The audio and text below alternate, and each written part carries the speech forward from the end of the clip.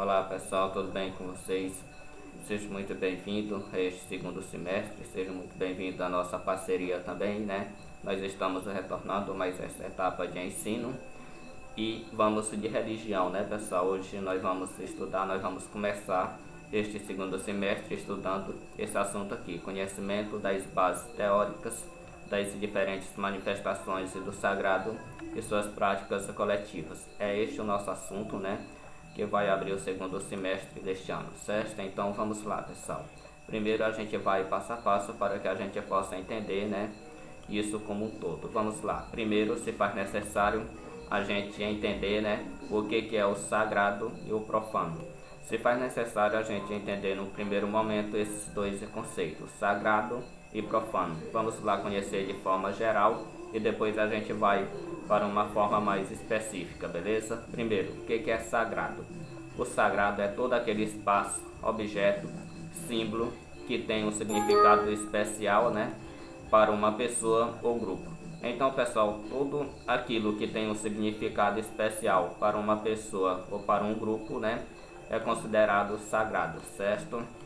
E o que é profano? Profano é o contrário, certo? É tudo que não é sagrado, toda a vida comum do dia a dia, os fatos e atos da rotina. Então, pessoal, aqui a gente pode concluir o seguinte, que sagrado e profano são dois conceitos opostos, certo? Então, vamos mais específico falar sobre sagrado e profano. O que é o sagrado, pessoal? O sagrado é tudo aquilo que tem vínculo, né, religioso, certo? Até mesmo vocês podem ver que o próprio conceito de religião já traz, né, a ideia de sagrado. O que é religião, pessoal? Religião é toda a devoção, né? É uma devoção de tudo aquilo que é sagrado, né? Então, no próprio conceito de religião já vem, né, a noção de sagrado. Então, tudo aquilo que tem vínculo religioso, né, que a pessoa pratica, né, que tem vínculo religioso, é considerado sagrado, né? E existe o que? Os espaços, os objetos e os símbolos sagrados que nós vamos conhecer a partir de agora, certo? O que pode ser esses lugares sagrados? São todos aqueles espaços, né, que a gente atribui um significado religioso. Por exemplo, igreja. A igreja é um lugar sagrado, certo, pessoal? Um lugar sagrado do cristianismo, né? Onde os seus fiéis se reúnem, né, para praticar, né, a fé, não é isso? Então, a igreja é um lugar sagrado, beleza? O templo, né, a gente sabe que existem os templos religiosos, né, onde as pessoas visitam, onde as pessoas praticam rituais religiosos. Então, assim, pessoal, tudo que tem vínculo religioso, né, vínculo com divindade, né, é considerado, né, sagrado. É muito importante destacar para vocês que aquilo que é sagrado para mim, às vezes pode não ser sagrado para você. Uma coisa para considerar sagrado, né, vai depender do valor atribuído, né, a esta coisa, né? Um valor, um significado religioso, beleza? Por exemplo, terreiro, né, é outro espaço sagrado, né, de uma religião conhecida como Umbanda, certo, pessoal? A loja pode ser considerado outro lugar sagrado, né, da maçonaria, né? A sinagoga é o lugar sagrado do judaísmo, né, isso, pessoal? E a mesquita é outro lugar sagrado, né, é o lugar sagrado do islamismo, beleza? Então, pessoal, todos aqueles lugares que tem significado religioso, que tem vínculo com divindade, né, é considerado lugar sagrado, né? Mas existem outros lugares, aqui outros somente alguns, certo? Por exemplo, existe até cidades sagradas, né? Exemplo de Jerusalém. Jerusalém para algumas religiões é considerado um lugar sagrado, né? Jerusalém é conhecida até como cidade santa, né? Outros lugares podem ser considerados sagrados. Exemplo, a floresta, né? Para algumas tradições indígenas, né? Religiões indígenas, a floresta é considerada algo sagrado, né? Isso, pessoal. Os rios podem ser considerados sagrado, vai depender do valor atribuído, né, a este lugar, certo? Tudo isso depende do valor das atribuições religiosas, né, que se dá a determinado lugar, certo? Para ser considerado sagrado, beleza? É aquela coisa, aquilo que pode ser sagrado para mim, às vezes pode não ser para você, né? Vai depender do valor que se atribui, beleza?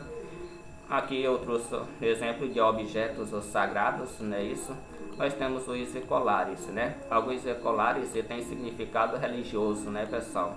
os colares, os terços, né, utilizado pelos devotos, por líderes religiosos, alguns chapéus, né, no judaísmo existe o kippah, né, aquela touca utilizada pelos líderes religiosos do judaísmo.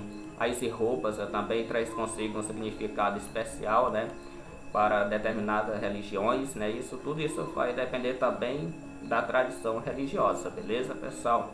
As cruzes, né, independentemente da tradição religiosa, pode ser considerado um objeto sagrado, né? As imagens também, dependendo do valor atribuído às imagens, né? Se tiver vínculo religioso, vínculo com divindade, né? Portanto, é considerado objeto sagrado, beleza?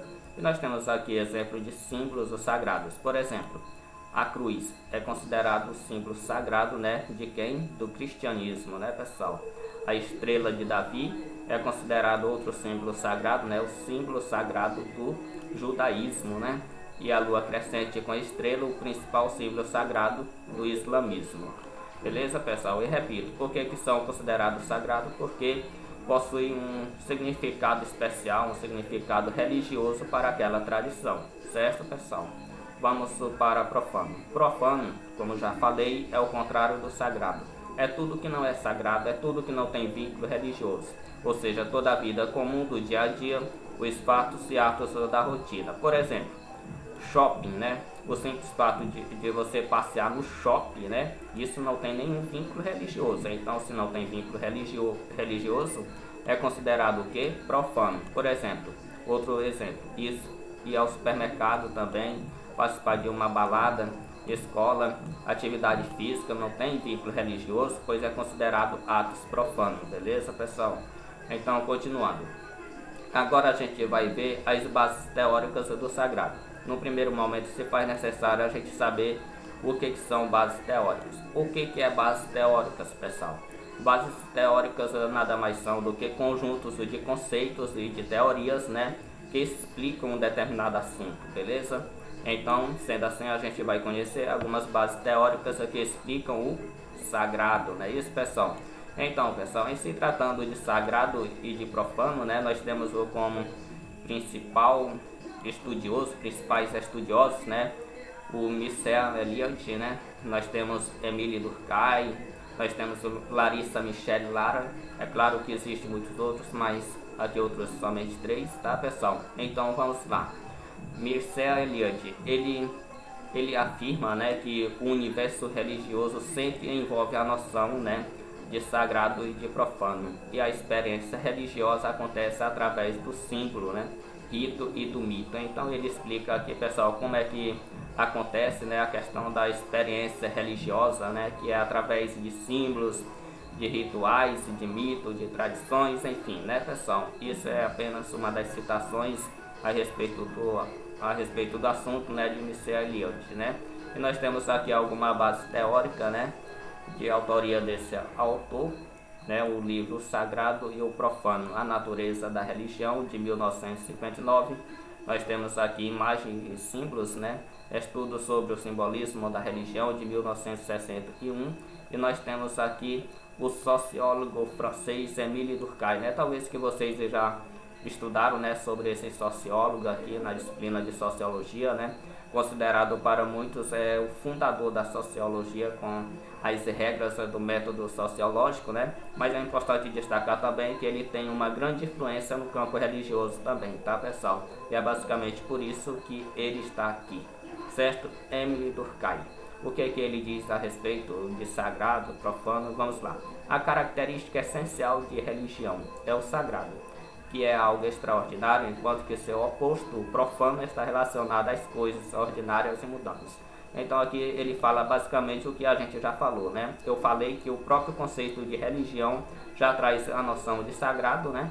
E seu contrário é o profano, certo? Nós temos aqui algumas obras produzidas por Émile Durkheim, né? As formas elementares da vida religiosa e também o suicídio. Nós temos outro aqui teórico, né, uma teórica, né, do campo religioso, Larissa Michele Lara, né, ela afirma o seguinte: mesmo com suas especificidades, os opostos são necessários e interdependentes, pois o sagrado não seria o que é sem o profano, o qual não sobreviveria sem a atuação do sagrado. A reciprocidade é, portanto, necessária e fundamental. A reciprocidade é quando um depende do outro. É aquela coisa, pessoal, nós, seres humanos, temos o ato de profanar. Mas nós, né, que pratica, né, o profano, somos os mesmos que praticamos o sagrado também. Não é isso, pessoal? Isso aí o motivo, é por isso que ela destaca aqui que existe uma espécie de relação, né, de interdependência entre profano e sagrado, beleza? E nós temos aqui algumas produções teóricas dessa escritora, né, As Danças no Candomblé, Corpo, Rito e Educação, de 2008, né? As Danças do Sagrado no Profano, Transpondo Tempos e Espaços em Rituais de Candomblé, 1999. Então, pessoal, essas foram algumas das bases teóricas, né, que estudo o sagrado, certo? Agora a gente vai conhecer um pouco o que são, né, práticas religiosas. O que é práticas religiosas? A prática religiosa, né, segue representações coletivas, obedece a códigos de comportamento, né, que são as normas, né, das tradições religiosas. É claro que toda tradição religiosa tem o seu código de norma para os fiéis seguir, né, e organiza-se de modo coletivo e padronizado, certo, pessoal? É isso, pessoal. Cada tradição religiosa, né, existe as suas normas, inclusive é por isso que muitas religiões, aliás, as religiões, elas são consideradas até também, né, instituições sociais, né, pessoal? Justamente porque existem normas sociais a ser cumpridas, né? Nós temos aqui exemplos de algumas práticas religiosas, né, que são as tradições religiosas, as promessas, mas isso tudo depende da tradição religiosa, certo, pessoal? Temos a pregação, a meditação, o lava-pés, o jejum, que independentemente da tradição religiosa, né, pode variar, né? Excomunhão, a devoção, a adoração, peregrinação. Existem as músicas religiosas, a questão dos hinos, dos cânticos, os feriados religiosos, né? E as celebrações. É isso, pessoal. Aqui tem uma atividade para vocês responder. Lembrando que não aceito a atividade respondida por metade, né? Todas as questões deverão ser respondidas, tá, pessoal? É isso. Valeu!